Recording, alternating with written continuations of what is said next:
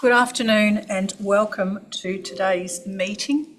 It is 1 p.m. and I would officially like to welcome everybody here to this Development Assessment Panel meeting.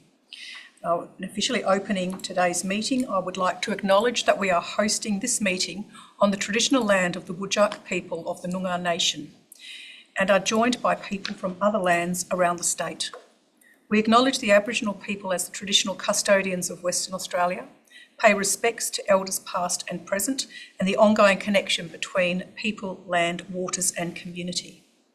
This meeting will be run in accordance with the DAP Standing Orders 2024 under the Planning and Development DAP Regulations 2011. This meeting is being recorded and live streamed on the DAP website in accordance with Regulation 42A of the Planning and Development DAP Regulations 2011. Panel members may refer to technical devices throughout the meeting to assist them in considering the matters before them today. Our panel is made up of 5 members. To my furthest left, we have Councillor Daniel Scott from the City of Karratha. And joining Councillor Scott, we have Councillor Tony Simpson from the City of Karratha. We have Specialist Member Andrew Howe. Joining myself is Eugene Coltaz, Deputy Presiding Member. My name is Francesca Lafanti, Presiding Member.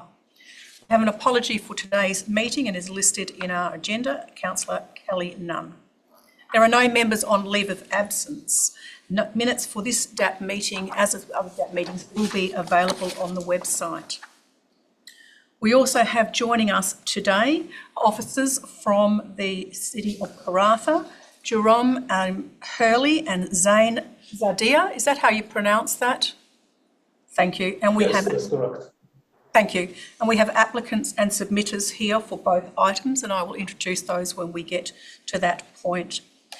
Members, can I have a show of hands that you've duly considered all matters relating to documentation contained in Part B of the agenda, Part B related information, the R13 directions that was published on the 28th of July, and the additional material that was provided at today's meeting.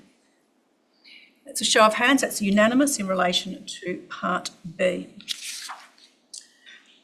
Members, are there any disclosures of interest? We have one listed. It's from member Kelly Nunn, who is not participating as a result of that interest. Are there any other interests from members?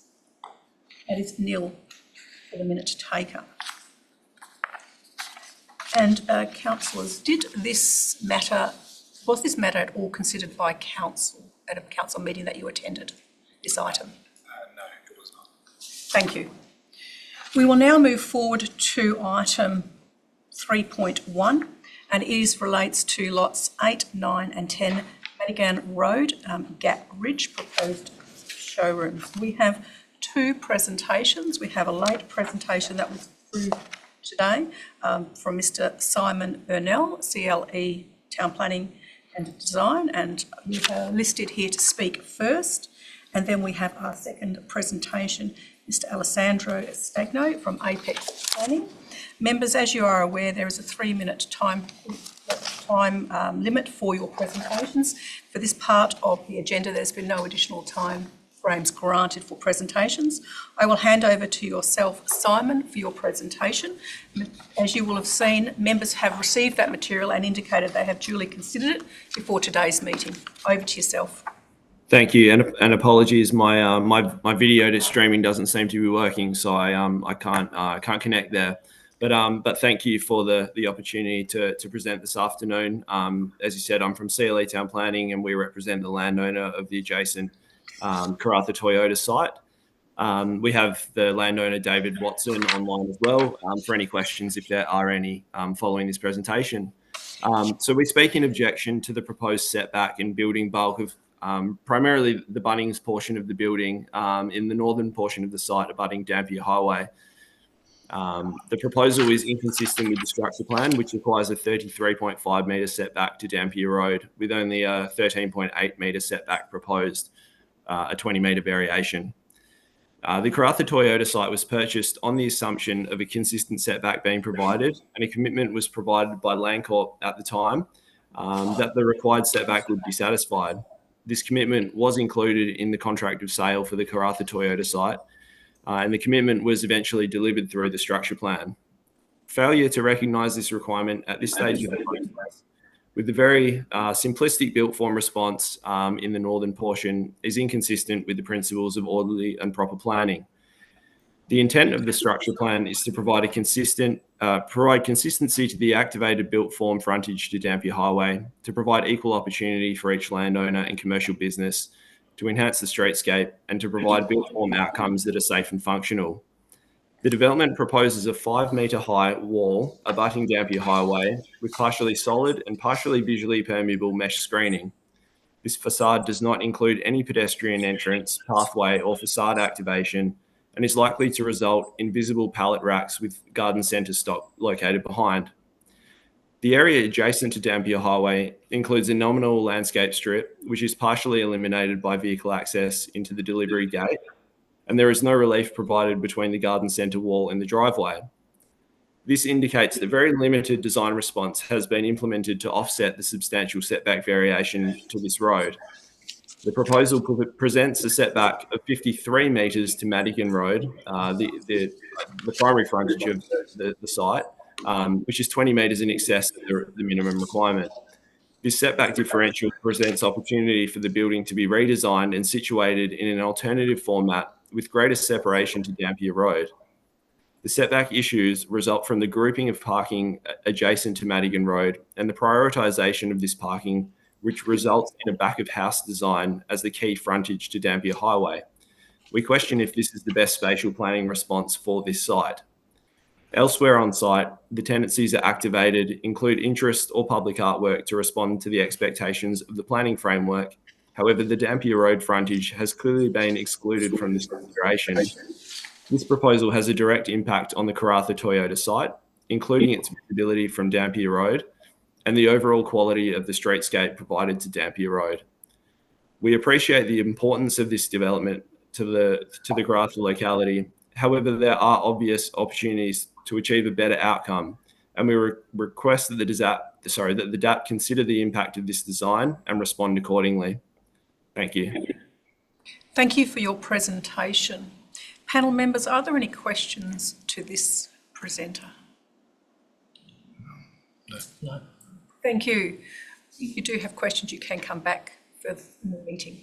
We will now go to our second presenter, Alessandro Stagno. Would you like to present? Thank you very much, Presiding Member. Good afternoon, panel members. I'm the applicant of the Service Commercial Development proposed at lots 8, 9 and 10 Madigan Road, Bridge. I'm joined by Steve Sherkor of My Sherkor Architects, who is available to answer questions with me at the end of the presentation. The application before you is recommended for approval by the City of Karratha. The City's recommendation is underpinned by a very well set out RAR, which thoroughly assesses the development against the planning framework, including the applicable structure plan and state planning policy 7.0. I do note the panel has heard from a late objector who raises issues pertaining to setbacks and the layout of the development. These issues were given significant consideration during the assessment phase of the DA and are covered comprehensively in the RAR. We don't necessarily agree with the issues that have been raised in relation to design quality and the interface with Dampier Highway. The layout and the design of the development does achieve the vast majority of the requirements under the structure plan, and where variations are being proposed, these were covered quite comprehensively through the assessment process and again covered in the content of the RAR. Connectivity is achieved to the adjoining western lot through the provision of a vehicle access way in accordance with the structure plan, and this is to be formalised through an easement. And an approximately 4.8 metre wide landscape strip is provided along the Dampier Highway boundary, which is well in excess of the requirements of the structure plan. It's well established through the planning regulations that a decision maker is not bound by the provisions of a structure plan and that these provisions can be varied. And with that point, I would also note that the Karratha Toyota site has in fact done so by setting their building back over 20 metres more than what the requirement is under the structure plan. So where there have been issues raised in relation to the potential impact on visibility to the Karratha Toyota building in this development, we don't necessarily agree with those points either. The minimum setback to Dampier Highway is 33.5 metres under the structure plan, and the Karratha Toyota building is actually set back by around 53 metres itself. So providing a compliant setback for this development will have no real difference in terms of visibility from the road. The subject proposal represents a substantial and much needed investment for regional Western Australia and will establish major national operators of the site, improving local economy with substantial job creation and increased service offering to the surrounding communities. This is reflected by the overwhelming number of positive community submissions that were received during consultation. So with these points considered, it's our respectful submission that the proposed development is worthy of the panel's approval today. And myself and Mr. Shurkor are more than happy to answer any questions to the panel. Thank you. Panel members, are there any questions to this presenter? I have a question. Would you like to? The access easement is 8 metres. I believe it's 6 metres. The objectors raised a matter of there's no path adjacent to that and the building, the garden centre wall. It appears as though there's something on the plan. I'm not sure how wide that is. Yeah, so there's a 1.2 metre wide offset from the building. It's a pavement. I don't believe it's a path in itself, but it is paved. Okay, all right. That's all, thanks. Any further questions from panel members? Thank you for your presentation. At this juncture, there is no further questions. We will now move to City officers. City officers Jerome Hurley and Zane Zadir, do you wish to make comments on this proposal or anything you've heard in today's presentations?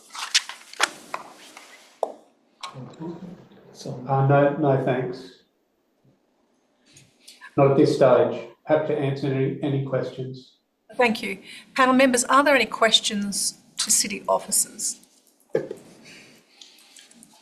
Yes, Member Andrew Howe.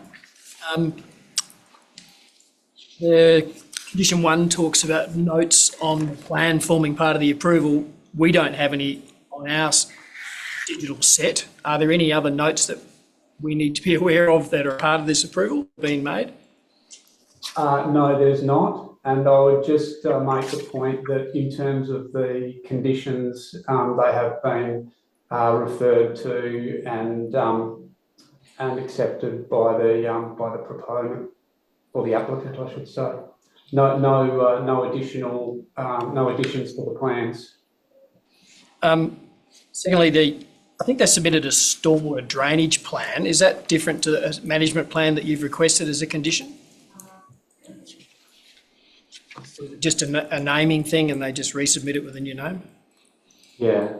Look, all the documentation that's been submitted has been assessed by the administration, and as is often the case, there's just a need to look through the detail as the development progresses. So there's nothing in the terminology there.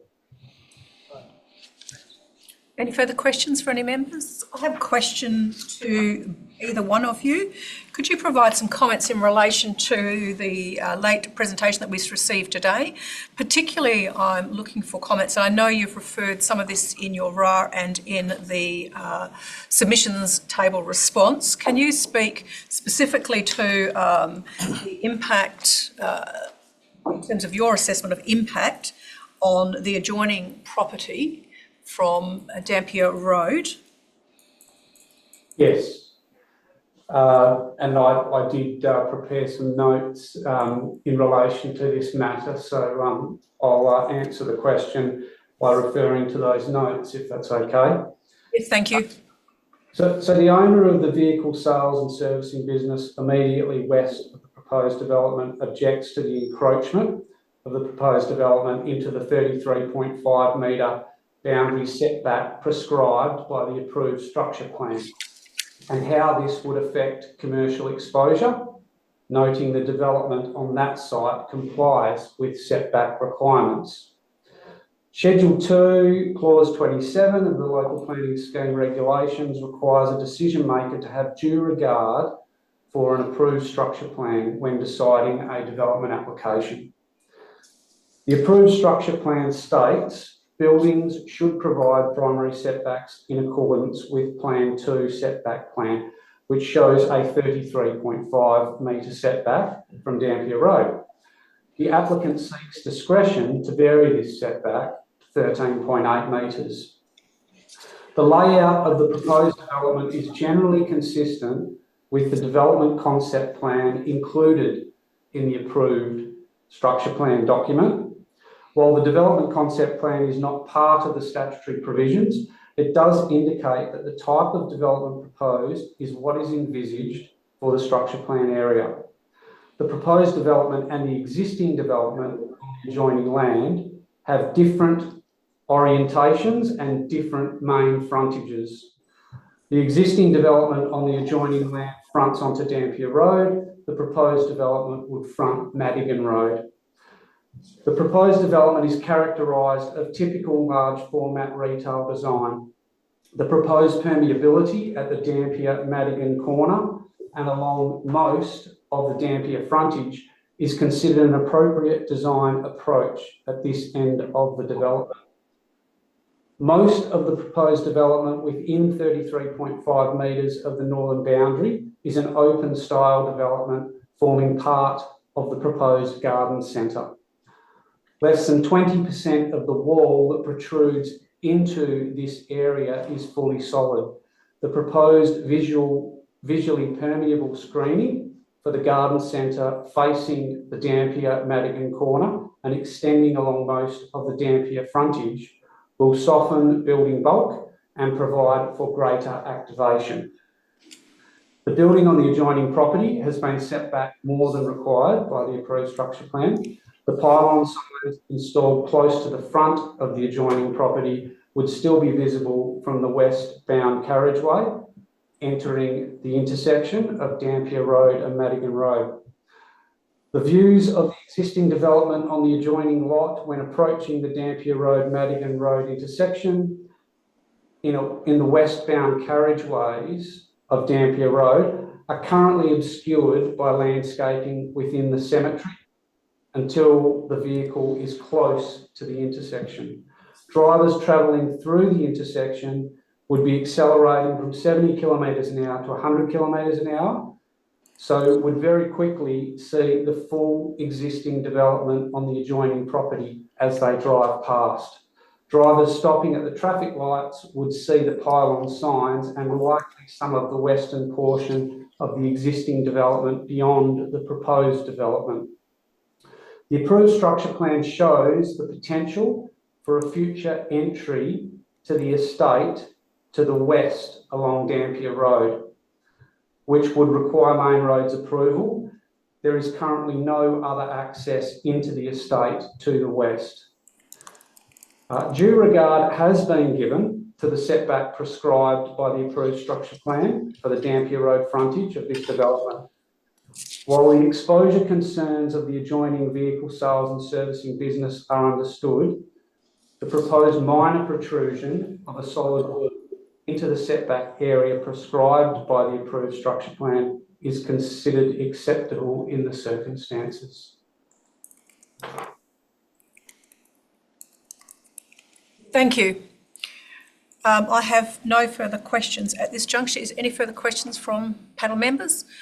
Thank you for your response. Members, we will now move back. If there are no questions, we will now move back to the agenda. The agenda includes a recommendation at the beginning of the RA. In accordance with the RDAP standing orders, we will go to the recommendation in the RA. So recommendation for approval is listed with a series of conditions there. Is there a mover for the RA recommendation as written? It is moved. Member Daniel Scott. Is there a seconder for the recommendation as written? It is seconded. Member Tony Simpson. Would the mover like to speak to the recommendation?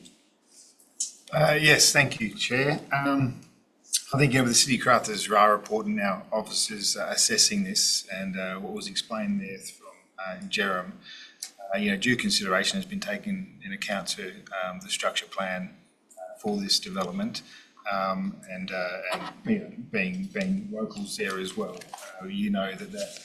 That explanation around going to the intersection there at Madigan and Dampier Road, you absolutely see both developments. And as you move to the west, as was explained, it is the Toyota site is still in a prominent location, and there is only one Toyota dealership within the city of Karratha. And the proposal for this homemaker has far greater implications for the betterment of the wider community, not just in Karratha but in the Pilbara. That we're happy with what we're forward, and look forward to this proposal. Thank you. Would the seconder like to speak to the item? You've said enough. I'm happy with that. Thank you. Members, are there any other speakers to the motion? Yes, I'll speak to it. Look, this is a well-designed, well-thought-out proposal. The development conforms generally with the planning framework in terms of zoning, land use, appropriateness.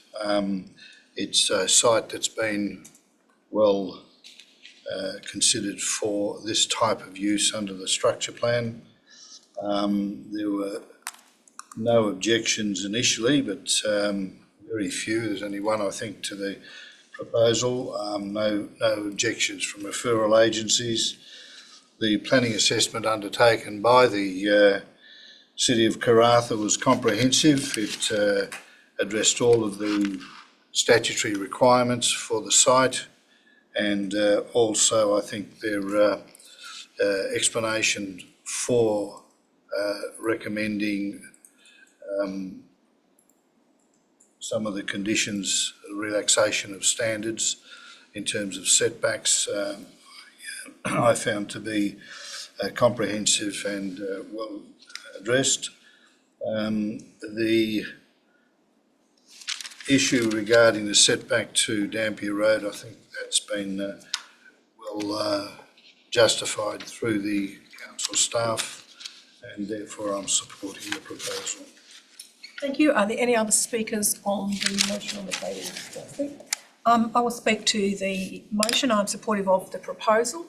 I have considered the planning framework, including the Gatridge development plan, the structure plan, as well as the provisions of the scheme. I note that the structure plan has provided a significant amount of material. It does include, as has been referred to by officers today, a concept plan of stage 1, which does show an indicative layout, and whilst it is only a due regard document, it gives some broader considerations for me as part of this proposal. I also find that material that's been provided by city officers is comprehensive, particularly in the context of this site, as well as in the context of the framework that being a corner site has 2 frontages. The proposal and the material we have in front of us, including the RA, indicates the primary focus of orientation of this development is towards Madigan Road, and the proposal does gain access through that particular point, as well as creates orientation towards the road. In terms of the range of uses, I do also note that the material that we have supports and encourages showroom activity, and this development has a range and a mix of showroom uses, obviously the largest one being the major bulky good in the form of a Bunnings development. The development does show a significant input into the local community, and as far as I'm concerned, it will be a significant development for the community and the area. In terms of its overall form and setbacks, I acknowledge there is a variation from the structure plan setbacks, and like all things, these are a matter for due consideration. I'm satisfied with the explanation that's been provided today that the configuration is appropriate in the context of the site and its layout, as well as the design and its street interface treatments. I do understand and accept the concerns raised in the submissions regarding impact on business and visibility in this particular instance. As we're all familiar, the limitations in relation to the planning framework when it comes to economic impacts. However, on the issue of visibility, I'm satisfied with the material that's been provided in the context of that road, as well as the planning documentation, that the development form is appropriate in both its scale and its siting. The setback variation is really a consideration against a structure plan, which, as I've already said, is a due regard. From my perspective, significant provision of both a good vehicle access to the site as well as significant car parking bays to provide for the range of uses. As has already been indicated, there is provision within the structure plan and associated with the land itself for easements that cross over the sites, providing access links around the property. I'm also satisfied that the landscaping material, both on the boundary and within the site, is appropriate and supportable. Overall, I support this proposal as it is written, and I don't propose any modifications to conditions. Those are my comments. I will move back to the mover for right of reply and close of debate on this item. Member Scott. Daniel Scott. Yes, I don't have anything further to add. I think all responses that have been made by other panel members in taking due consideration for those sort of more flexible terms for that setback have been sort of considered and justified as appropriate for this development, noting that it mainly faces the Madigan road frontage and not the Dampier Highway. So no, I'm happy with the comments that have been made attributed to this. Thank you, members. We are going to the vote. All those in favour? For the minute taker, it is carried unanimously.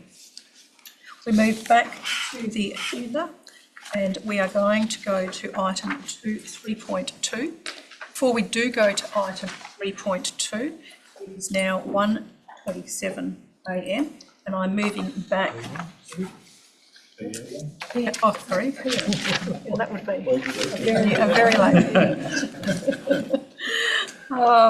We're moving back to our earlier part of our meeting for declaration of due consideration as it relates to item 3.2. We dealt with 3.1. Members, can I have a show of hands that you've duly considered all matters in relation to item 3.2? Thank you. That is unanimous for the minute taker. Members, are there any disclosures of interest in relation to item 3.2? There is no disclosures of interest in relation to item 3.2. We are now moving forward to item 3.2, lot 103 Wickham Drive, Wickham. Workforce accommodation, extension of time and changes to some of the development provisions. We have a number of people here as part of this application. Spare with me for one moment. I have listed here that we have Elise Sarancine. Yep. Welcome. Rachel Chapman, welcome. Louise Thomas, Rio Tinto Iron Ore, and we have John Barrett, also from Rio Tinto Iron Ore. Members, as you are aware, we have one presentation for this item and I have been granted a 10-minute time frame. There was a request for additional time frame. I've granted a 10-minute time frame for the presentation.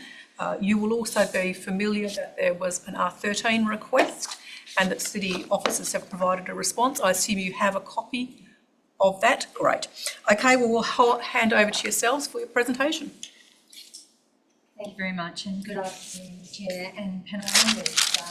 My name is Louise Thomas. I'm the Manager for Sector Strategy for Rio Tinto Iron Ore and I'm representing the company's views on the proposed application today. Let's go to the next slide.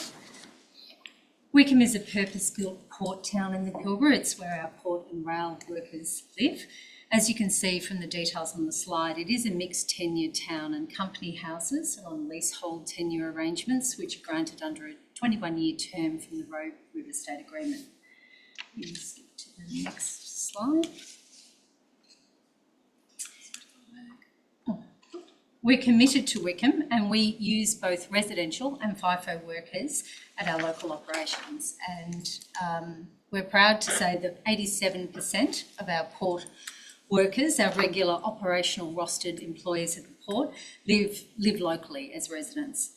The port capacity at Cape Lambert was last expanded in 2012 and that's when we expanded the town. So we built 245 new company houses in the Wickham South subdivision.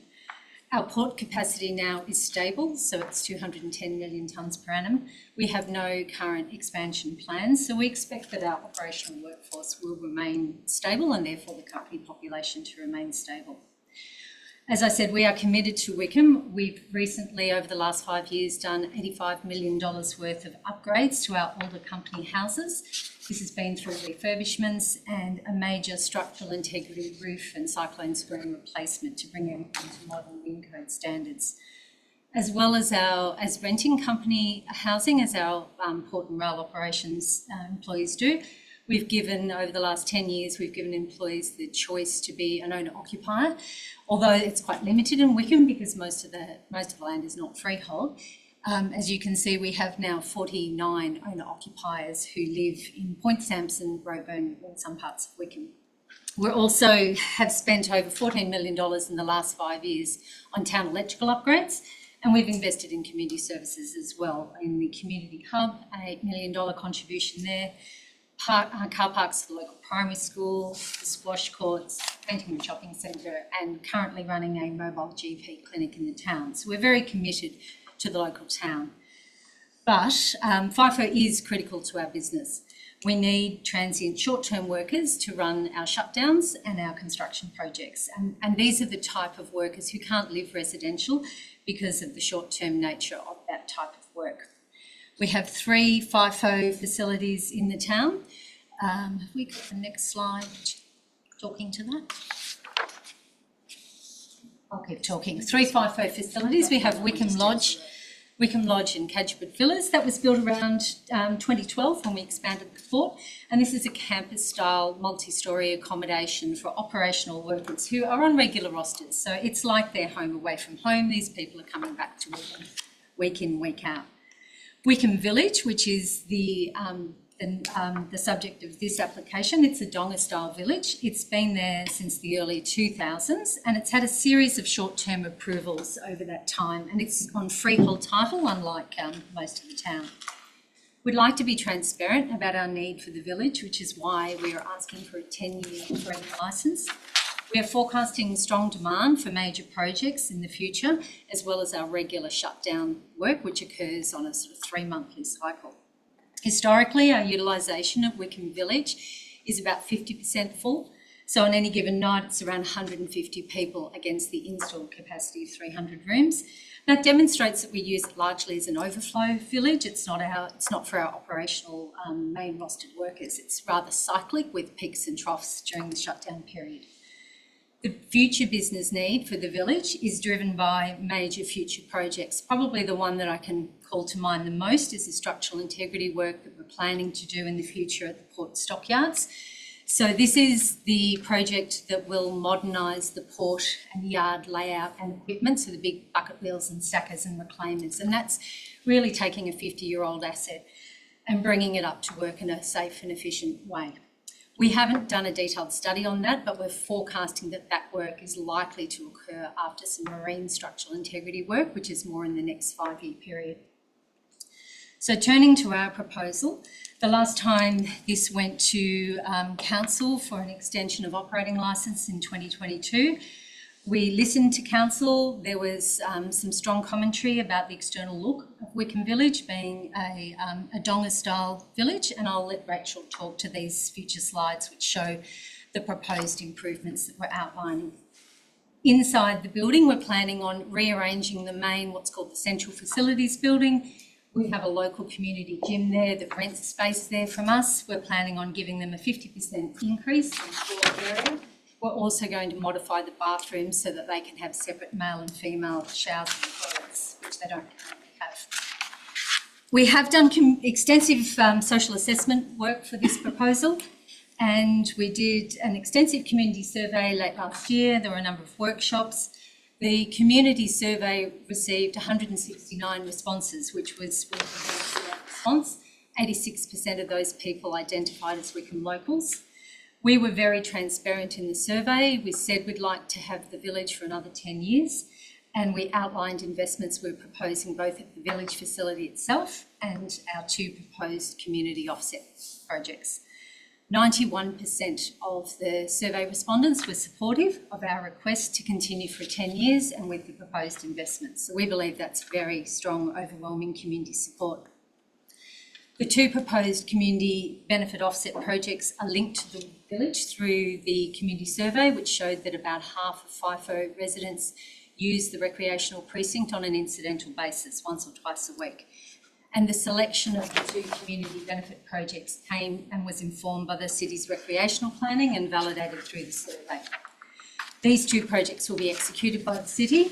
Wickham is a little unusual because of its tenure, and the city is our service provider and runs those recreational facilities. The first project is to upgrade the Wickham Ovals. That project is now a $9 million cost, which is nearly double what was estimated to us last year at $5 million. But we have committed to that particular offset, and there's a second offset which was outlined in the papers. So the two projects together total nearly $18 million, and then the build capital works proposed at the village, the total value of that with the offsets is close to $40 million. So we respectfully recognise the RA recommendation and the city's position and their policy position, but we are requesting a 10-year approval because we believe we have extremely high community support for the proposal. We have a demonstrated business need for the forecast of our projects and shut works, and we think our proposal gives us a win-win outcome. We get the business certainty which we would like over 10 years, and we believe there's community benefit that's delivered through the upgrades and the offsets. Thank you for your time. Thank you. Rachel, you have any comments you're wishing to make? Yes, if you're happy, I'll just continue on. So again, thank you, presiding member and DAP panellists, and also thank you for the council staff in terms of the report and subsequent discussions regarding commission. Then Rachel Chapman from Taylor Borough Barnett. I've been working with Rio Tinto and particularly on Wickham since 2008. I've got a really good background there. We did prepare a very comprehensive written submission, so we're not going to go into detail on all of that. We'll assume that's all read. I just wanted to highlight a few of the main points, as well as obviously welcome the opportunity to respond to any questions or clarification at all. So just going on to the actual external improvements. So we acknowledge that the city's local planning policy, DP10 in particular, and scheme do contain design requirements for longer term approvals relating to design quality, integration and with the surrounding development and streetscape activation. So we have paid particular attention to that and obviously responded to some previous, as Louise mentioned, some previous comments from the city. But we did want to particularly highlight too that Wickham Village was approved and constructed prior to what is that latest iteration of that local planning policy. And we note that it was last reviewed in 2019 as well. So the primary purpose of that policy is to guide us exercise in discretion, and we believe rather than to impose any binding requirements. So we have had regard to it. We don't believe that it should be given such weight that it would impact the ability to approve this development.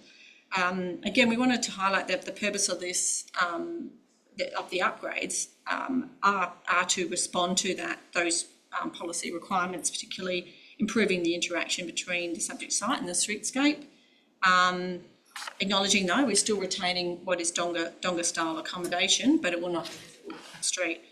There's substantial landscaping to improve and soften the interaction as well between the street and the car parking area, and significant upgrades to the Wickham Village building facade as well to improve its activation between the building and the streetscape. Again, so we just wanted to then highlight just going through these slides to some of those improvements which are outlined in the report. But as you can see here, from what is existing to sort of what is proposed, that there is landscaping proposed. There's also a footpath and also the fencing, which is it's designed to a quality which will also provide for Indigenous art to be incorporated into it. So it's a very high quality fencing and of its height and its style to actually provide a positive sort of interaction then with the streetscape. Again, parking areas improved, and then going through these next ones, it gives you a bit of better idea of the facade upgrades, the awnings, the shop fronts that are proposed. So we're utilising an existing building that has been there for some period of time. It's already been used by the community for the community gym for a portion of the site. So we're actually trying to enhance that and provide also an on-site office there for CEDEX. So it also allows for this building to have a future life even beyond FIFO in terms of its purpose within the town, and it can function in many different ways in the future. Again, as you see, this is sort of where the bus shelter and the entry will be for the FIFO village. Again, this was sort of the loading area for the laundry facility. Again, a lot of improvements. Again, this is a demonstration of those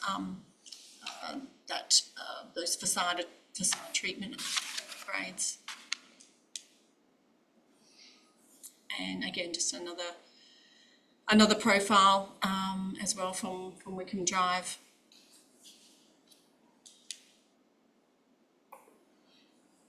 So as Louise sort of spelled out, there was an extensive process of a social impact assessment and management plan and of survey work that was undertaken. We wanted to point out that the two scenarios that were presented to the community were perhaps slightly misrepresented in the RA. The two scenarios were one where the development application is approved, and when we say that, that's as per what was put to the community, which was a 10-year approval, versus the other scenario was that the application was refused and therefore Wickham Village had to be closed. So we believe that they were the two scenarios that were presented. And so when you look at the findings of that, the findings are on the basis of those scenarios presented. So what we can clearly highlight is that 74% of the FIFO workers and 91% of the community members supported the continued operation of Wickham Village for a further 10 years and the associated upgrades. So this is all presented in the context of the upgrades that were proposed as well to Wickham Village. 70% of the FIFO workers and 88% of the community members supported the gym expansion, and 81% of the FIFO workers and 79% of the community members supported the green space upgrades. 76% of FIFO workers and 75% of community members, very similar, supported the improvements to the recreational spaces. And 62% of the FIFO workers and 77% of community members supported the street frontage upgrade.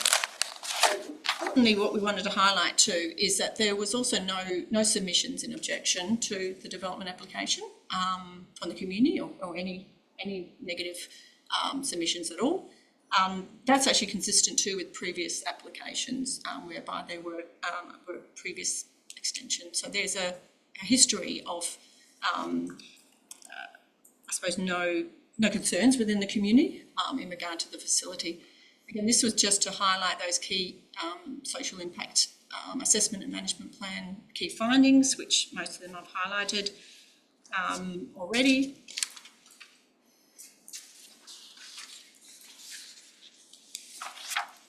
And next, I just wanted to highlight that there's been other precedents to extended time limits given in the Pilbara region, acknowledging this is a recent one that was in the Shire of Ashburton, but it just goes to show that such a significant development, the Wheatstone Village accommodation, which is the dominant form of accommodation, obviously at a much larger scale than this, but it was approved by the WAPC just earlier this month.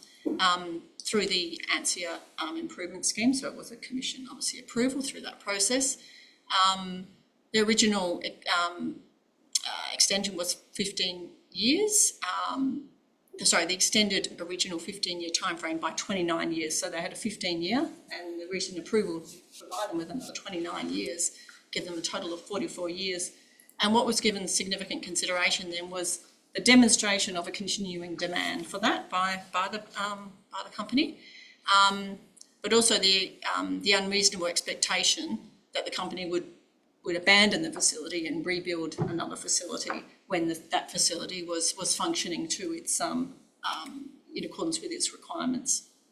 And we would say that similar applies in this context, albeit that we're actually in a town's centre context. So Wickham Village plays a very important role as part of the Wickham town site. It's not separated from it. It is actually already part of that integrated model, which is not dissimilar to the other towns which have a significant Rio Tinto workforce presence as well, unlike this situation.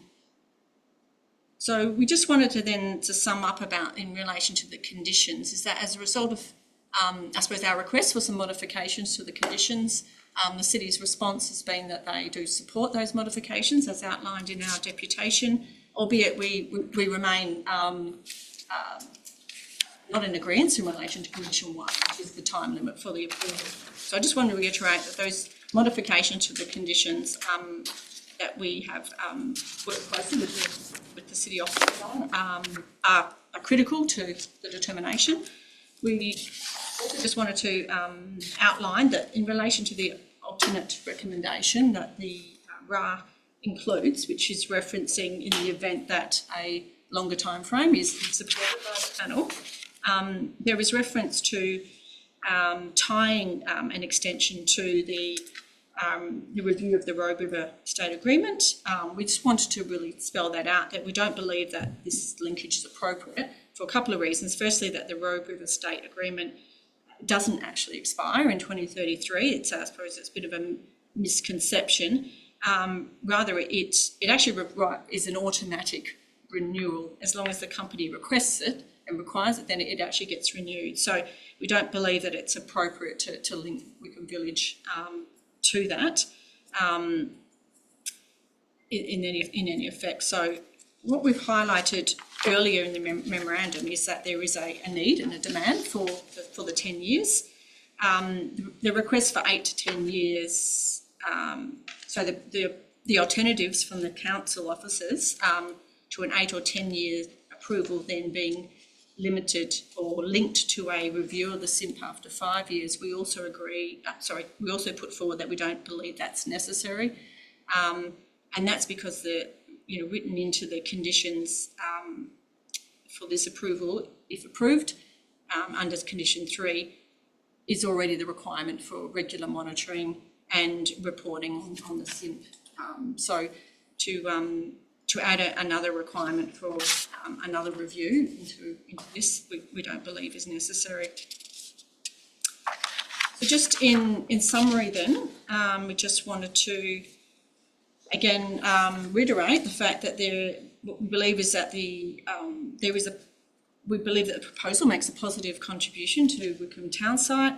It ensures that there is sufficient and fit for purpose workforce accommodation for what is a more transient workforce associated with site shutdowns and other discrete short-term mining-related projects around Wickham, which Louise has highlighted. We believe that sufficient demand has been demonstrated for the 10 years.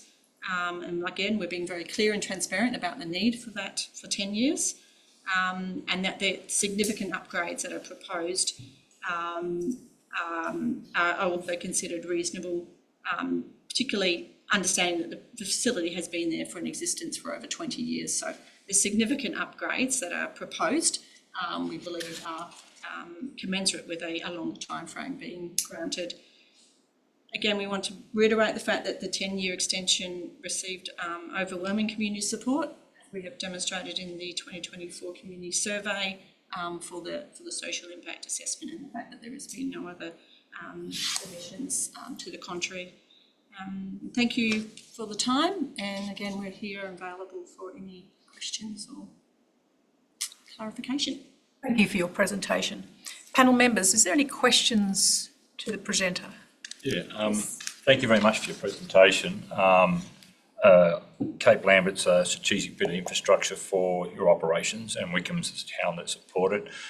In asking for an extension, do you, in all the stuff I've seen and read, do you have a bigger plan for what will be in 10 years' time? So obviously the infrastructure is going to be needed. Obviously the Western Range coming on board, there'll always be more mining going through it. But what is the bigger picture to come in and ask for 10 years? understand your argument around the workers shut down, all that sort of stuff. But do you have a bigger picture, a bigger plan in the future? To talk to that in relation to the industrial capacity. So as I said, we don't have any current plans to expand the port capacities. It's 210 million tonne per annum capacity. I can't talk to Rio's strategic mine plan, that's outside my area, but we are moving to a stable port capacity phase. We're in that. And so we're really into asset renewal. So over the next 10 years, we're currently doing, we have several projects. We have what's called the CLADO, which is the Cape Lambert High Density Ore Project.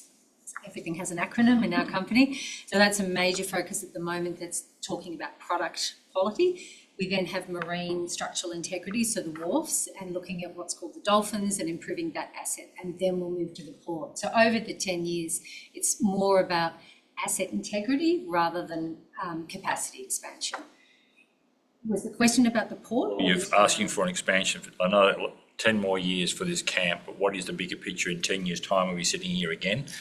Or we have got a plan to do something with that camp in 10 years' time? Is there something in the system that's going to renew that camp? Is there something that we're looking at in the bigger picture? We've had 5 years, now we're coming back again. As a councillor, I'm sort of concerned, rightio, that's fine, but what is the bigger picture we're getting to? Do I have an end prize, or are we going to keep going on with the same 30-year-old donors to keep reapplying? I think we certainly in our application we have shown a potential transition plan. So we've demonstrated that the central facility could definitely have a transitional life after FIFO. So if in 10 years' time we've finished all our structural integrity work, we've found a different way to do shuts and our accommodation demand was different, we have outlined a transition plan of what could happen, but we're not in a position now to say the implementation of that plan, what that implementation would be. In terms of the donga style accommodation, we have renovated the dongas. We've just completed that over the last 2 years. That was driven largely about employee asset condition and really around amenity and acoustic performance to uplift the experience of the person staying in the room. And then as Rachel's highlighted with the external appearance, we've really given a lot of thought to how we can screen the dongas and they won't be visible from the street level. So yes, once you enter the facility, the workers understand that it is a different built form to the campus style accommodation. Members, any other questions? It's sort of follow on from Councillor. Why 10? You know, I mean, they're saying 5, which is not inconsistent with a lot of other previous roll-ons. You're saying 10, which is sort of past the 2033, where some significant decisions will be made. I mean, to roll it on is a reasonably significant decision in itself. So why 10? You know, why not ask, if you're saying that you'll need this facility in perpetuity, why only 10 years? I might talk to the 2 points that you raised there. So the 2033 is an administrative trigger of the lease sitting under the state agreement. It's, as Rachel said, an automatic right of renewal. We have agreed with council to use that as a milestone to deal with further normalisation of community infrastructure. So the Wickham Rec Precinct, which is the subject of the 2 benefit projects, we have agreed in writing last year to turn our minds to normalisation and asset transfer, which is a similar process to what we're doing at Dampier currently. Not quite yet finished, but we're close. So why 10? I think beyond 10 years, it's difficult for us to forecast our true business demand. As I mentioned, we have the Cape Lambert High Density Ore Beneficiation Project that's going for several years. We've then scheduled marine structural integrity, so almost rebuilding the wharf in terms of its structural integrity. Beyond that, it's then the port asset integrity.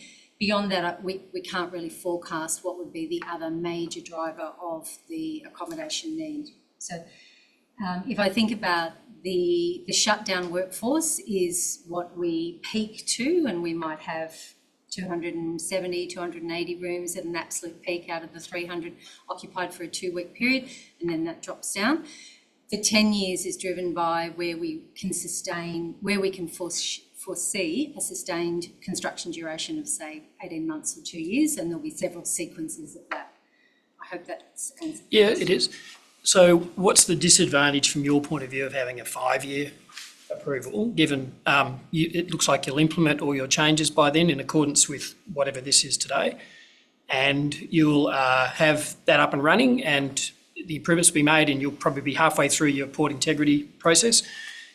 The involvement of a planner to do another development application in 5 years, what's your concern about that? It's not so much the planning time. I think for what we've summed up the total investment of this, what we're offering, which is the upgrades to the village and the 2 offset projects, is nearly $40 million. And in our world, we make investment decisions based on return on investment and payback period. So 10 years certainly, we believe, is more akin with the value of the improvements that we're prepared to make with these conditions. And probably further to that is that I suppose we're being very clear and transparent that the 10 years is what's needed. If we were to come and ask for 5 and then ask for 5 again in 5 years, there's a little bit of uncertainty then for everyone, because even the lead up time, 5 years does go pretty quick by the time so you'd be leading into that 5 years trying to work out how do we get the next 5 years. So we wanted to be very clear enough, transparent, and we actually looked at the community benefits, commensurate with the 10 years as well. So we felt that there was a very clear need to look at need and nexus as well, so that it's very transparent about the community benefits that are offsetting the continuation of what is Donga-style accommodation within town. So we feel that the two are very intrinsically linked in terms of the amount of investment, but also about establishing demand. The policy makes it clear about establishing the demand for that time limit. Otherwise, the time limit becomes very arbitrary. It's 5 years, or the last time we went in 5 years and there was 3 years. And so that created immediately uncertainty. And it's fair to say in the past, these have all been through council, as the councillors will be aware, and we've been very much encouraged from day one, don't ask for more than 5 years in the past, because the policy only allows for 5 years. So there wasn't really any choice but to ask for 5 years, even though the demand, we already knew then the demand was longer. So we're being upfront and clear about it now. The demand is actually for 10. We know the policy says 5, but we're asking for discretion. We're asking consideration about the upgrades that are being proposed to offset that. So rather than run the risk of going 5 and then coming back for another 5. Any further questions? I have a question. I've got a question around using the Chevron Wheatstone camp as a precedence, because that's under the Ashburton North Industrial Strategic Improvement Plan, and that sits 74 kilometres outside of the town of Onslow, where you've got relevant precedents sitting locally in Karratha, where you had 3 developments of recent be approved. The Ranges in Karratha, 1,200 room sort of camp, it's given 15-year approval. You've got the Balmoral Caravan Park, which is being turned into Bay Village, which is going to have, Bayview, which is going to have 784 rooms. And then you've had a recent DAP decision of a $60 million camp development, Port Hedland. And all 3 of these are upping the quality of accommodation, and they're all Class 2 and Class 3 buildings.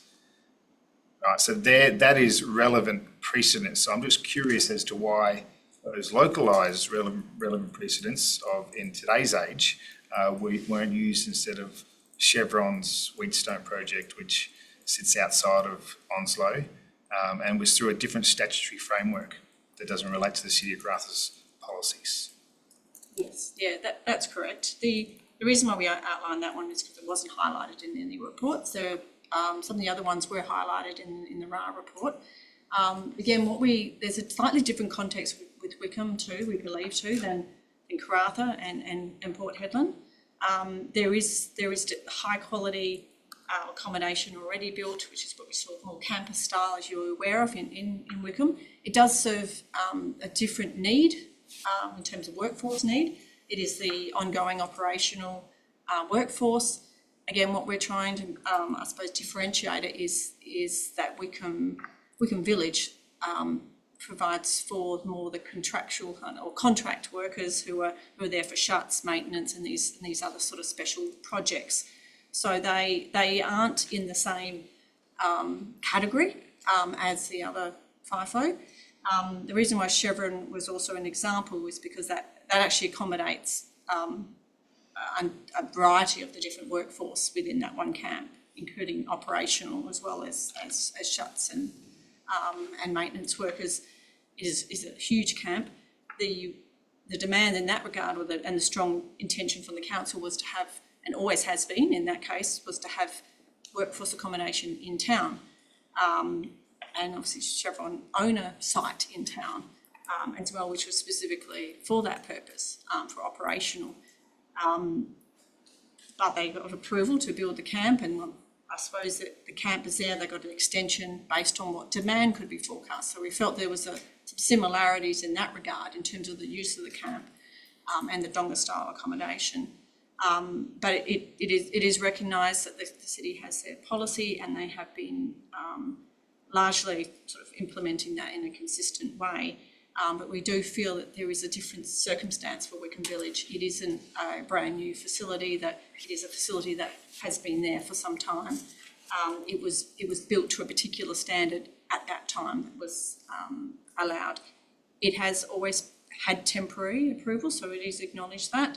And we're still saying that it forms a function which is meeting temporary need. So to build high standard campus style permanent facility in town, we believe there isn't demand for that based on the workforce demand, but also at such a significant cost too that in weighing up the benefits to the community, to Wickham, is belief that the community benefits that are proposed as part of this application would be of much greater value to the community than to build a $150 million facility, for example, which would be needed to build something like a Kajiput or a Wickham Lodge, which are the current facilities in town which would be. Thank you. And just a further question. So is that saying the applicant is saying that 10 years is a 10-year frame is temporary? Because I would suggest that 10 years is not temporary. We can get a lot done in 10 years. I know I can. So like a 10 years, I would say, is the applicant suggesting that 10 years is a temporary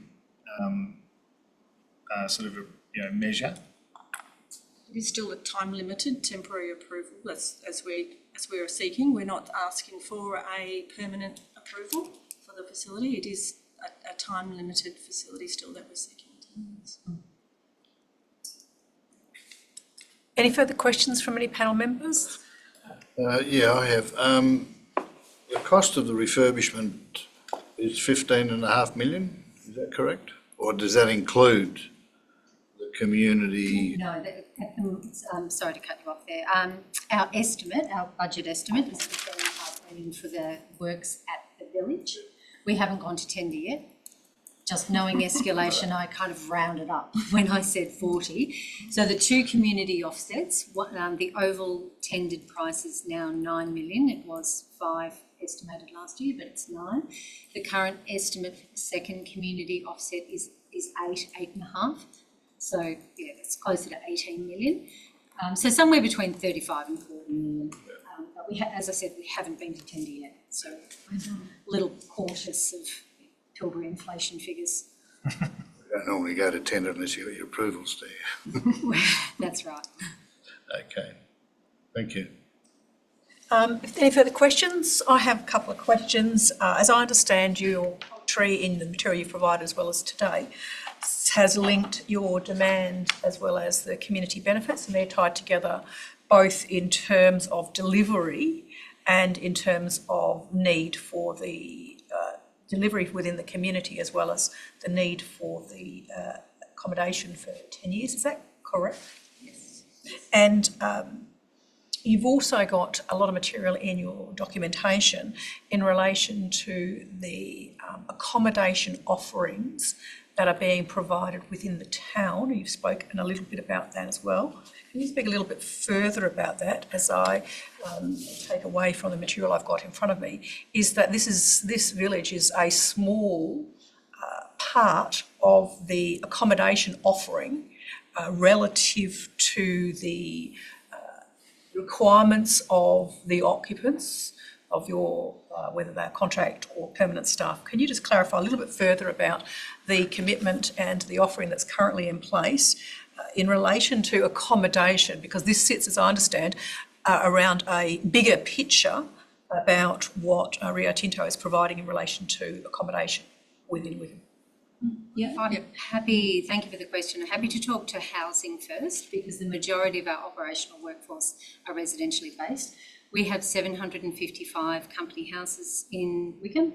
I think about 245 were built as part of the last town expansion. So we have a mix of older houses, nearly 500, and newer houses, which are 10 years old. And that provides our stable accommodation for our operational staff. We do provide some housing for key community roles, local pharmacists, etc. We also have a smaller number now of GRO tenants, but GRO have built some of their own housing in land that we had transferred to them. So 755 houses. Then we have, between the three sites, we have 350 campus-style, larger, multi-storey, university accommodation-style FIFO that we built in 2012 that was for our operational stable needs. And then Wickham Village is 300 rooms. So installed capacity is 650. Our utilisation in the last 2 years suggests it's for Wickham Village, it's about 50% because it's very cyclical. For the other two, it's closer to 60%. So on any given night, we maybe have 350 to 380 people across the FIFO compared to our residential housing, which is stable. Does that answer the makeup of the accommodation? Thank you. Are there any further questions from panel members? If there are no further questions from panel members, thank you for your presentation. We will now move to city officers. City officers, would you like to provide any comments on this application, on what you've heard in the presentation? Look, I did prepare some notes, essentially in response to the deputation that was submitted. So obviously, all members have read the report, the responsible authority report. I just thought I would make a few points, if I may, in response to the deputation, just quickly. Yes. Thank you. So firstly, just in relation to need, I'm firstly just going to go through or I'll follow the elements of the policy and how that's been addressed by the applicant. In relation to need, there's reference to, in the deputation, to no demonstrated need for long-term residential company housing. And I suppose my question there is, what are the cues Rio Tinto uses to determine whether there is demonstrated demand for long-term residential company housing? Then, on the point of sufficient demand for Wickham Village over a 10-year period, I just note that there are other workforce accommodation developments in Wickham, as you have just heard. Wickham Village only provides 46% of workforce accommodation rooms in Wickham. In relation to time-limited approvals and design, there is the request that DP10 should be a guide for the exercise of discretion. So discretion is used when applying the policy. Proposed new workforce accommodation developments of a high design quality and standard have been granted longer term approvals. The two other workforce accommodation facilities in Wickham are examples. The City has not granted extensions beyond 5 years for Wickham Village previously, or any other existing domicile workforce accommodation development in the city, and there are many. The central facilities building represents about 20% of development on the site. While the proposed enhancements would be welcomed, they will not change the type of development Wickham Village is. So the city sees no reason to vary from Council's adopted workforce accommodation policy this time around. Just then moving on to community integration, which is another subject that is talked to and a provision of the policy. And there's reference to strong support for the 10-year extension and the proposed upgrades from an extensive engagement as part of the social impact assessment. It's no surprise that community members are strongly supportive of the proposed upgrades to community facilities and Wickham Village proposed under this social impact assessment. Wickham Village has been at the entry to Wickham for a long time and needs some attention.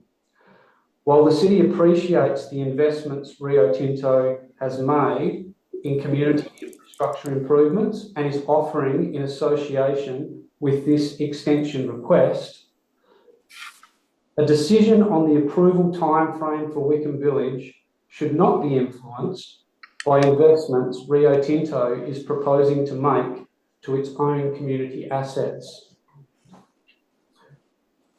The statement that workforce accommodation in Wickham represents 32% of the population at full capacity has been described as misleading because occupancy is only 54% on average.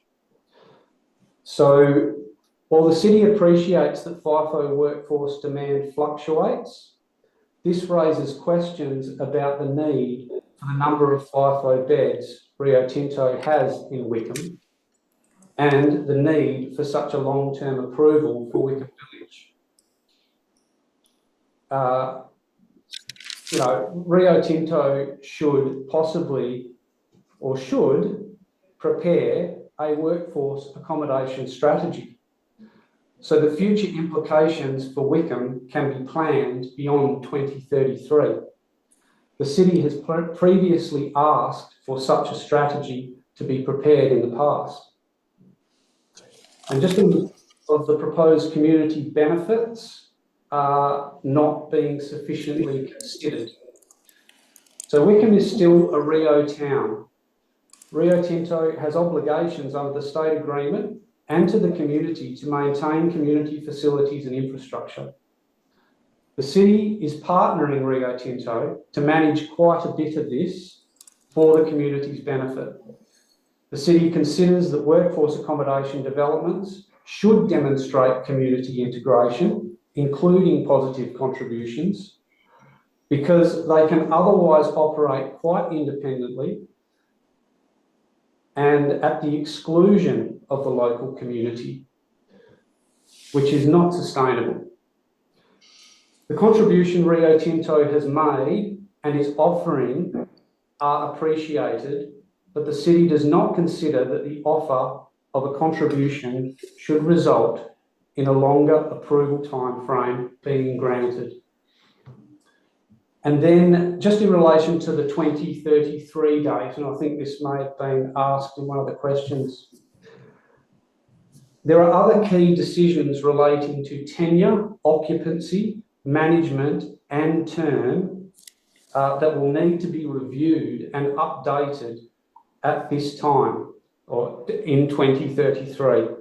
And some examples are the leased housing and the management agreements for community facilities. And I'll just close by responding to the point of a SIMP after 5 years being reviewed, or the requirement for the SIMP to be reviewed after 5 years not being necessary because of the requirements to monitor and report on the SIMP. Monitoring and reporting is a standard requirement, is a standard implementation action under approved social impact management plans. This involves regular reporting on performance results, on social impact management commitments under the SIMP. The recommendation for review of the SIMP after 5 years would require more comprehensive review of the SIA SIMP document, not just reporting against social impact management measures set in 2025. This would provide for checking in with FIFO workers and the Wickham community, again in 5 years, and refining, updating and resetting the SIMP. This is recommended as an appropriate approach in the SIA SIMP document. And I'll just close by saying the work that Rio Tinto has done in the SIA SIMP space in the city of Karratha over the last 15 years has contributed valuable information and insights into considering how regional communities are affected by and can potentially benefit from the interests of major resource companies in those towns. Thank you. Thank you for those comments. Panel members, does anyone have any questions to city officers? I have a question to you. Thank you for that information. My question goes to fundamentally the 5 or 10 year timeframe, which is what we've got on the table or for discussion. What is, you've talked about the concerns about having a facility for 10 years. And the need to review various documents. What do you say the city expects to happen on this subject site? Are you expecting a complete rebuild? You've referred back to the policy, and I'm conscious that a policy is a due regard, but I suppose I'm going for something more quite specific. If we're looking at this site, is the expectation that there is a plan from Rio to upgrade and change the building form on that site? Is that fundamentally what you're saying needs to happen within, and 5 years as it is all that should be given? So what do you expect them to do on that site? Yes, thank you for the question. This is not necessarily about this development and it being gone in 5 years. This development has been there for, I think was referred to as early 2000s, and has been through a number of these review processes that have included the social impact assessment side of things, that have included review of workforce accommodation in Wickham as a component of the town and how the town functions. So the 5 year time frame is really about reviewing the situation more strategically in terms of planning for our communities.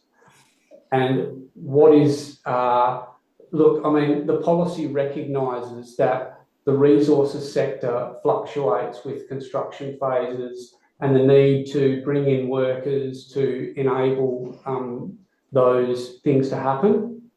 That is fully recognised, and the city wants to support the sector in that effort.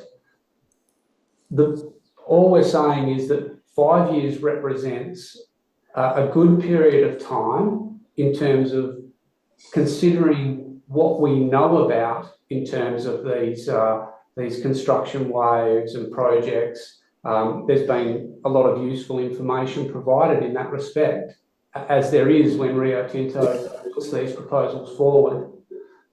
But once we start looking beyond that time frame, it's all a bit, there's less certainty about what we're considering. And so I suppose the reviews that we've had so far have allowed these more strategic issues as they relate to Wickham, a Rio town, will develop going forward. The city is concerned for the local community, for the local business sector. And,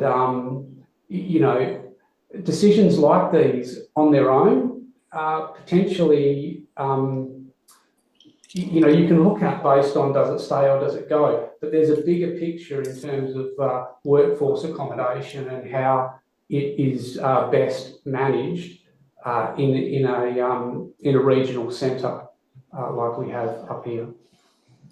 Does that answer your question? It does answer my question, but it poses for me another question. And so I understand where you're coming from. And I'm trying to now drill specifically back to the site. What you responded that I took away, and I can't speak for anybody else, but what I took away was bigger issues around Wickham and the housing typology, the accommodation typology of that's being provided through Rio. And whilst I am not going to get into the debate about that, the extent to which those strategic elements are being considered for us in relation to a specific development, that's what I'm attempting to unpack. And from my perspective, some of the things that you've said talked about bigger strategic conversations that would occur that seem to sit beyond the development question decision that we have today. Can you respond to that and or refine any of those responses? Because, as I say, I don't dispute your comments, but I'm trying to draw the relationship back to the development we have in front of us, and the specific question of that development that I'm talking to is the time frame for that development. I wasn't talking, I suppose, about some of the other strategic issues that may sit around the town and Rio, and I didn't draw the conclusion, or I was not able to draw the link between that and that you've spoken about and this 5 or 10 year time frame. Can you draw that link clearer for me? It may or not be for other members, that some of those strategic things, I don't see them as being matters that I can directly link to a decision about this application we've got in front of us. I'll try to. The link is really, I suppose I was giving context there to the reason why there is a 5-year time frame in the council's adopted local planning policy on workforce accommodation. That is the policy that we are referring to in assessing this development application. So really, for the city, the question is, does this development warrant an extension beyond 5 years? And I think in my comments, I said that the city has used discretion. Council has used discretion in applying the policy in terms of timeframes, but it has been for higher standard, higher quality developments than this one. And so I suppose simply we then conclude that because this development is not one of those higher quality, higher standard developments, that it should only receive a 5-year extension consistent with other similar developments that council has considered against the policy. Thank you. Panel members, are there any further questions? Yes. Yes, those other developments, were they brand new or were they refurbishments of older sites as well? So all of the developments that have been granted longer approval, some of them through the Development Assessment Panel, have been new developments. They're not reapprovals of existing developments, and it's difficult to go from the type of development this is to the type of developments that have been granted longer approvals without looking at fully redeveloping the site. Thank you. Panel members, are there any further questions to city officers? Thank you, city officers. We will now move back to the agenda. There is a recommendation in the agenda. You have got also additional material through an R13.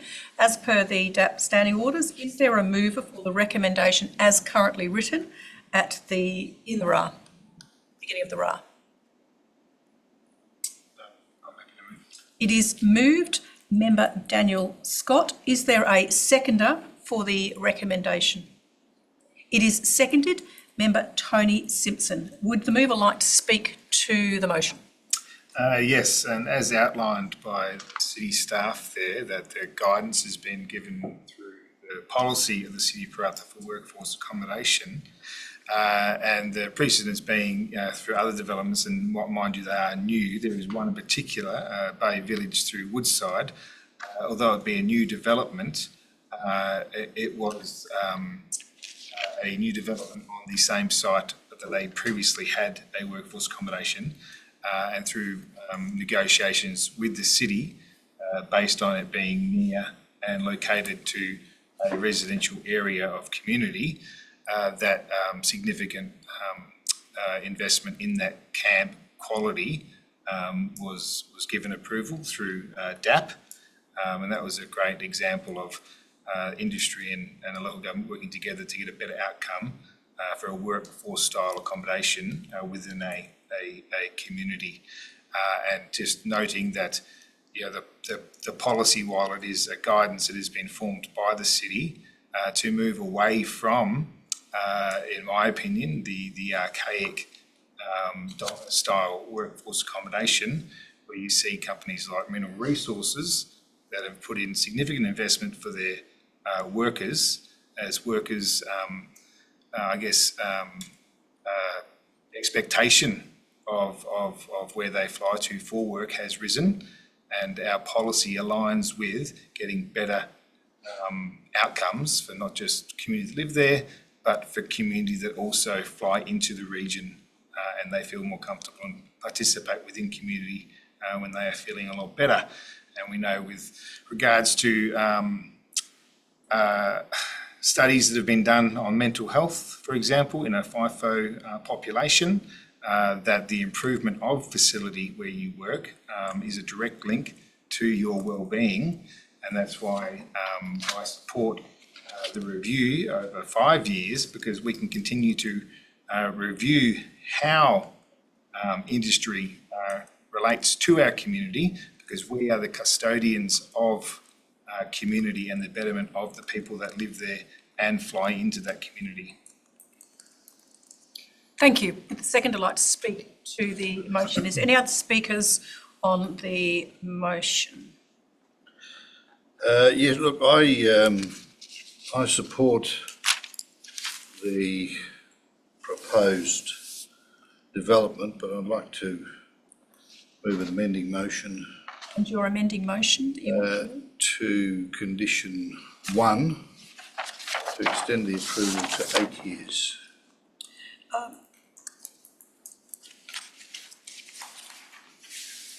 There is an amendment 1 for the minute taker to condition 1 to modify the condition for an 8-year timeframe. Is there a seconder to that before we speak to the item? I will second it for the conversation. Would you like to speak to it? Yes, look, I acknowledge the sentiment behind the council's requirement for 5-year approvals. I think the applicants have demonstrated that they've upgraded the Donga style accommodation recently to upgrade that to a more contemporary standard. The expenditure that's proposed and the amount of work that's being proposed to the site is not insignificant at $15.5 million. according to the RA. I think that the certainty that they require for that sort of expenditure, I'm not too worried about the community integration expenditure, because I take the point that that's something that they should be doing anyway. But the council staff also gave the matter of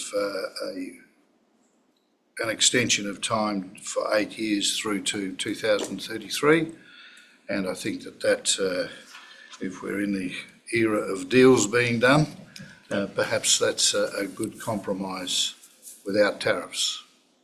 So that's what I would be moving. Thank you. I'll speak as the seconder. I would, I suppose, have preferred a 10-year timeframe as a consideration. My reason for supporting the 8-year timeframe is that there has, as you indicated, demonstration from the applicant to upgrade the accommodation. I think there is a reasonableness that over time that there's substantial redevelopment of that site, which was unclear in terms of what was expected as a next generation of that site in the next 5 years, is tied to some more general strategic discussions, which, as I say, were not quite specific to this site. The other aspect that has been linked to this development, directly linked to this development, is the community upgrades, and I think those are important considerations, significant, that Rio is providing. For me, one of the most significant, however, is that as has been shown in the material we have and discussed today, both by the applicant as well as officers, is that accommodation provided by Rio in Wickham amounts to a series of different types of accommodation. We had, quite specifically from the presentation today, the clarity that this is for a type of accommodation which is a short-term FIFO contractor workforce to deal with some maintenance type activities, and that they are different accommodation offerings for more permanent, longer-term operational staff. And so whilst I would say that there are some associated amenities for your longer-term frequent operational staff, I believe that given the information we've got, that is in fact being delivered through Rio for its direct housing that it provides. So from my perspective, I think that the nature of the development that Rio, the nature of the operations that Rio undertakes, that it is appropriate to have short-term accommodation that delivers and uses a facility that they have as part of their maintenance program. I don't think that it's reasonable to expect, as it's not been very clear what is actually expected on this site over the next 5 years or within a 5-year period. And I think that it has been demonstrated conversely by the applicant that they have a program of maintenance works that would be supported by the need directly for this type of accommodation. Also, the proposal is seeking some improved upgrades that deal with the street interface, and so therefore it is a stepping stone to improvements. And as I've already said, I don't think it's reasonable to think that the full site of this one in question would be redeveloped after a 5-year period. I do think that there's been a much longer period. There's been justification for a longer period, and as I've already indicated, I'd be more comfortable with 10, but I am happy to increase it through to 8, because, as I've already said, there's definitely a mix of accommodation being provided, the nature and type of the activities that Rio requires, as well as the community infrastructure that is linked to this type of development. Those are my reasons for support of Amendment 1. Are there any members that wish to speak further to Amendment 1? I'd be willing to support it as a compromise between 5 and 10 years. I do note that the road state agreement refers to the community development plan, which makes specific comment to your contribution to the community generally, the development of a regional workforce. So everything that we're talking about is actually in the state agreement. So the two things coinciding with the discussion with the city and with the state at this time, at that junction, about this site and other things that will go on, I think is an appropriate time for that discussion to be had. Are there any further speakers on Amendment 1? Yes, and I do note as well that Rio Tinto has put in in their presentation here that they are looking to work with the city to come up with some sort of transition plan for community assets. And, there is just a compromise on the time frame of how long it's going to take to do that. And noting that even though the state agreement expiration is automatic, it does coincide with a lot of other things, and it is a trigger point that needs to be a sort of like a time frame where we need to link things to work with Rio Tinto and the city to achieve certain outcomes. Also take note of your comments, Chair, around there not being a direct sort of clear strategy on what that site looks like within that time frame. So I would be comfortable to support the amendment. Any other speakers on the amendment? If not, can I move back to yourself? No further discussion. We are now going to the vote on Amendment 1 to modify Condition 1 to an 8-year timeframe. All those in favour? It is carried unanimously for the minute taker. We move back to Member Eugene Coltas. Do you want to speak? I'd like to move a series of amendments to the recommendation, and I draw attention to the application for amendments submitted by the proponents through TBB, and there are, I think, 1, 2, 3, 4, 5, 6 amendments. Conditions 1, 2, 5, 7, 8, 14. I think there's another one to new condition 9. So we've dealt with Condition 1, Amendment 1. Are you wanting? I'll move these in block. Move these in. We need to speak to everyone, and we need a reason for every decision. So my suggestion is that we would consider them as separate, so we can deal with minute taking and reasons for do them. Right, well, pardon? Let's do them separately. Thank you. I was going to say do them all because they asked for them, but that's not a valid reason, is it? Okay, all right, well, I'll move amendment number 2, delete condition 2, as outlined in the submission, and the rationale before regarding the stormwater management plan has already been dealt with before. Is there a seconder for the deletion of Condition 2? It is seconded. Member Daniel Scott. Would the seconder like to speak to the deletion of Condition 2? No, I just concur that it's previously been dealt with, so I agree with that. Are there any other speakers on Amendment 2? Would you like a right of reply? No. We are going to the vote on Amendment 2 for deletion of Condition 2. All those in favour? It is unanimous. Back to yourself. Amendment 3 is renumber to condition 4 and include a new 4 small point 4 to read as follows: demonstrating the existing drainage function through the western portion of the site is adequately accommodated as part of the proposed works and landscaping around it.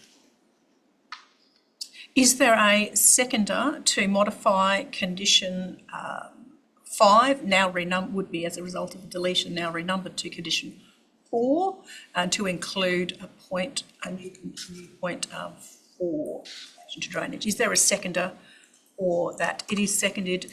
Member Tony Simpson. Would you like to continue? No, I'll just leave it at that.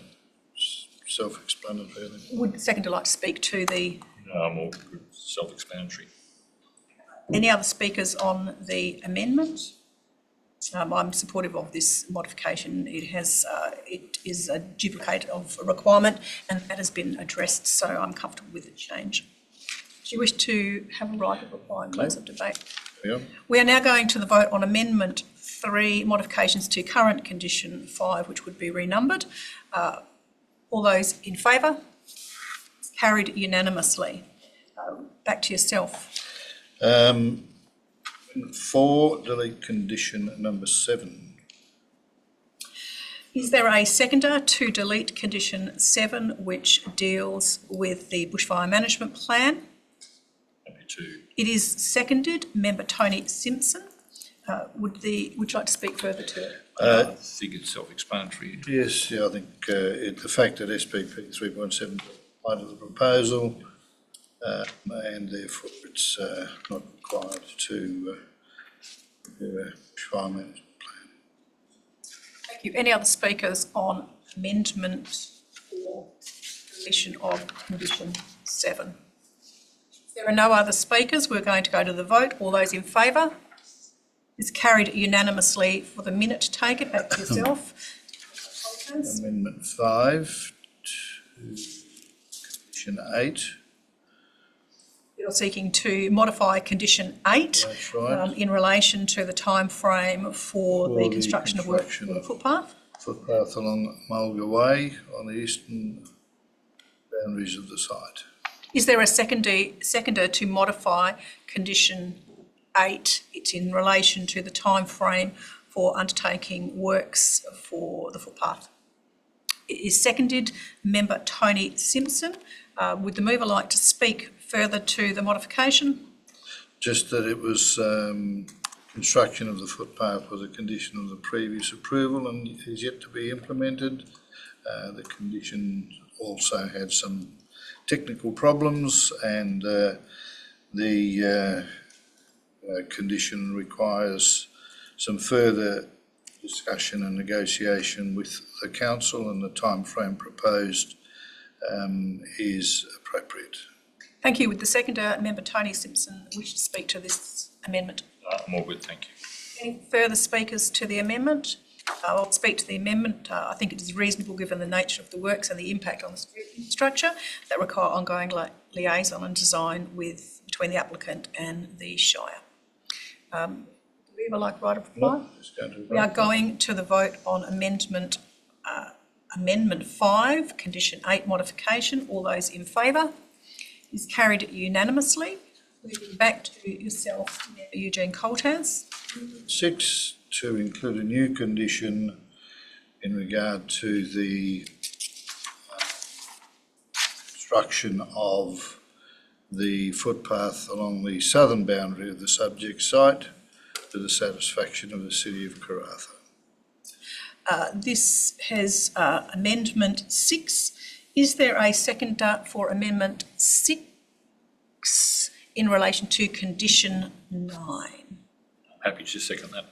It is seconded. Member Tony Simpson, would you like to speak to this? No, once again, it just gives an appropriate time frame for the construction of the footpath and sort out any technical issues that are associated with it. Thank you. Would the seconder like to speak to it? Any other speakers to amendment 6, condition 9? I'll speak to it. Yes. Just to acknowledge that that timeframe of 18 months is truly more acceptable. As I know on a local level in Karratha that concrete contractors are very hard to find at the moment. So I appreciate that time needs to be given to work with this on the city and the timeframe proposed is sufficient. Thank you. Any other speakers in relation to amendment 6? If not, would the mover like a right of reply? No, just We are now going to the vote on amendment 6. All those in favour? It is carried unanimously. We are now on to, back to yourself, do you have any other? Amendment 7 to delete condition 14. We are dealing with amendment 7, deletion of condition 14. Is there a seconder for the motion? Happy to second it. It is seconded. Member Tony Simpson. Would the mover like to speak to the motion? Yes, stormwater management plan was dealt with through the previous approval. Modification to condition 5 proposed to ensure stormwater management for the landscape upgrade is considered through this approval, and the city and the applicant both agree to the modification. Thank you. Would the seconder like to speak to amendment 7? No, I'm all good, thank you. Any other speakers on amendment 7? If not, we're going direct to the vote. All those in favour? It is carried unanimously. Are there any other matters you wish to raise? No, none. Thank you. Any other speakers in relation to the substantive motion? I will speak to the substantive motion. I am comfortable that the proposal is consistent with the framework. I'm also comfortable that the changes we've made in relation to the timeframe of the extension of the workforce accommodation is appropriate in this context relative to the range of services that operations that are undertaken by Rio Tinto Iron Ore. And that deals with both the separation of contract workforce and the types of needs that they have, as well as the range of permanent housings that are provided. In terms of the facility changes, I'm comfortable that those changes, particularly in relation to the facade modifications, are an improvement and a positive contribution to the streetscape and the surrounding area, including the broader Wickham town site, and I'm comfortable that the proposal is appropriate within its local context, and overall I'm supportive of the changes that have been made. Are there any other speakers? If not, we move back to the mover for right of reply and close of debate. And the mover of the substantive motion was Councillor Scott. Councillor Scott. Thank you. I've got so many lists. Over to yourself. Yeah, thank you. I just wanted to show appreciation to Rio Tinto and their engagement with the city on this process, and also to the panel here in considering the RAR put forward for the city, but also the context of the locality and the demand that's been sort of justified by Rio Tinto, and the increase in the facade and the amenity and the expansion of that amenity internally that will have a community benefit.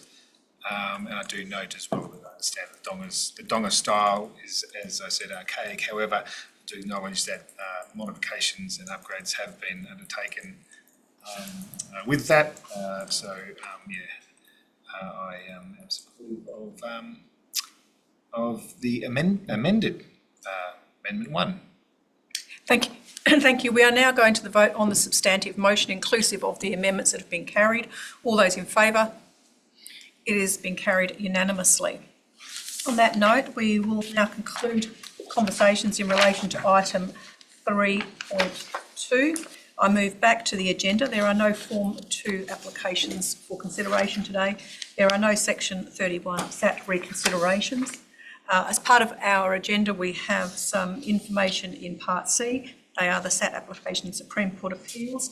None of those relate to the City of Karratha. Accordingly, I close today's meeting at 2:47